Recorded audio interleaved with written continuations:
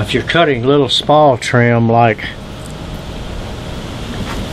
some half round, this is, let's see, 1/8, I think that's 1/8 of an inch. I'll go in there and check here in a second. But anyway, this is like sticking around a cabinet door, like on a hutch or something to hold glass in. So this blade would do no good for that. It's too thick. This blade's 230, excuse me. Well, it's 130 wide, because that's going to take off a lot of meat. If you get the, this is not carbide, a thousandths of an inch wide, which is perfect for cutting little small trim. This big one is going to grab way too much, and it usually kicks it out. Then you get to these other ones. This is a, you know what this is. Anyway, this one is just it's not even a combination. It's just a good all-around miter saw blade. This is just a good all-around miter saw blade. It's good for just about anything, but it's not good for the little thin stuff. You've got to have something. Just think of thin, you need a thin blade. And this particular one, this is the one I normally keep in here. It's a 100 tooth, and this is not very good for, you know, big like 5.5 inch oak trim, like baseboards or whatnot, oak lumber. This is the one I probably use. Of course, now every time I get ready to do a job that's a high-tech job, I always go out and buy me a brand new blade. They're not expensive, but it's a lot cheaper than having to buy a piece of lumber that burns up on the end that you're having a hard time put together. But now here's this one. Here is 150 tooth. Oh, excuse me, 200 teeth, and this one is perfect for cutting little small trim. Thing goes to the Hitachi blades. Now these really take 7.5, but I always just get 8 inch, but I always just get to 7.25. And this is the same thing, 140 tooth. Anyway, this is for cutting small trim, and again, about 62 thousandths. Here's not carbide. The one that's on there now is carbide. And one thing I will caution you for, this thing's great for cutting that concrete siding, that hardy siding, but what happens is that dust is so fine that it gets in there and eats up the bearings. And you saw the videos where I had to change the bearings in this thing. Well, that's what happened. I had to change the bearings, and that was quite an ordeal. But they're real easy to change, which I was grateful for that. What I end up doing on these is I put a biker board on there, so that way I don't have that large opening there, which is really, it's bad about kicking stuff out, but you got to have it, because when this thing leans over,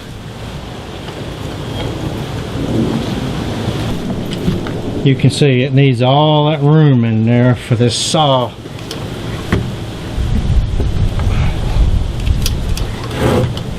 have to go in there to cut whatever lumber you're doing, crown or base or whatever the case may be. So now you can undo this and slide these over a little bit, but they don't go over very far. Anyway, putting a biker board there really helps.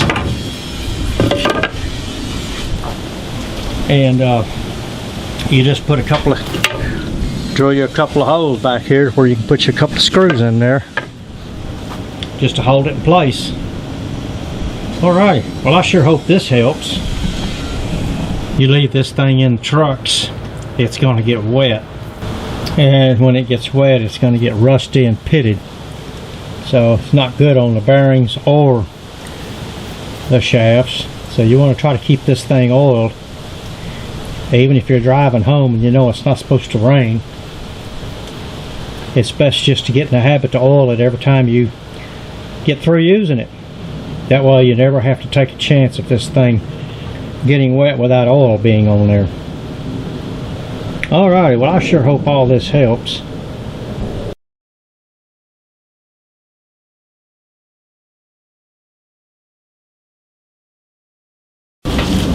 I've got a miter saw here stand that I want to show you. And there's a couple of good things about it that I like. Easy to carry. Easy to throw in your truck. Nobody's going to steal it out of the back of your truck. Got a piece of plywood that's 8 foot long. I got 2 supports on each side.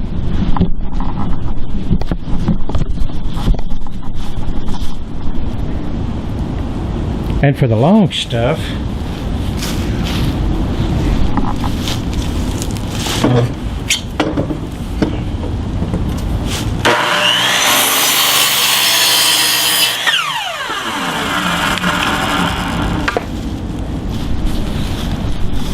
like 8 foot or longer, you've got plenty of support. But the nice thing about it, 2 screws and this thing comes off. Now I've got a 4 foot table for like doing windows and doors and stuff like that. The other one, the long one, is for like base molding and crown molding, where you've got those long runs and keeps from having to call somebody or have somebody with you, even though with crown molding you're going to have somebody there with you anyway. But if you're by yourself, and plus this thing is easy to store. Now the thing I like about it, you can turn it over.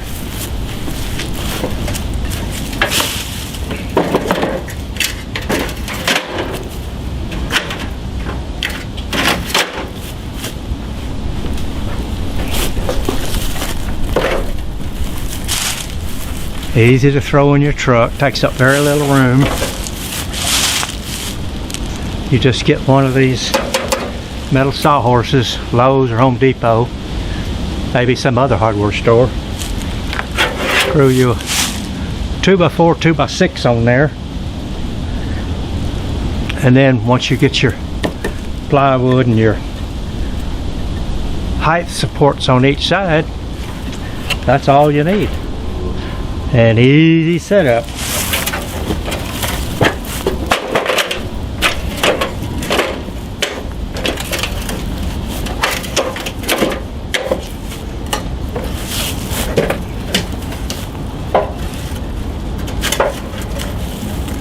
Everything I have, I've got to try to keep it as portable as possible, because it's easy for me to load and unload by myself. Some of it I can't, but the biggest part of it I can.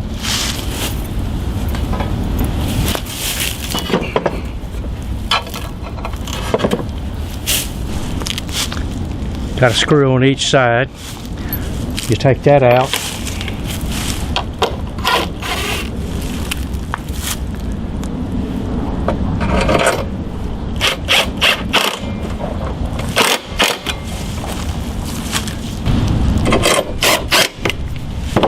Guarantee you, unless somebody pushes it over, it's not going to fall off or slide around. Okay, now you've got all your measurements. You've got some place to set them, and so this is the way to go if you need a easy to haul around miter saw stand. And then along with the 12-inch sliding compound miter saw, that same, whether it's the 4 foot or the 8 foot table,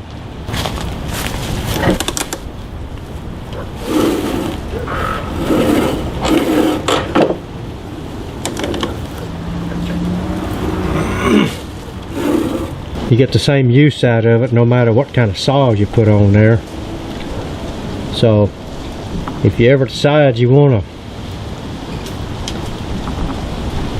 a table you can carry around, keep in the back of your truck or whatever, well, this is what you need to do. This is the way to go.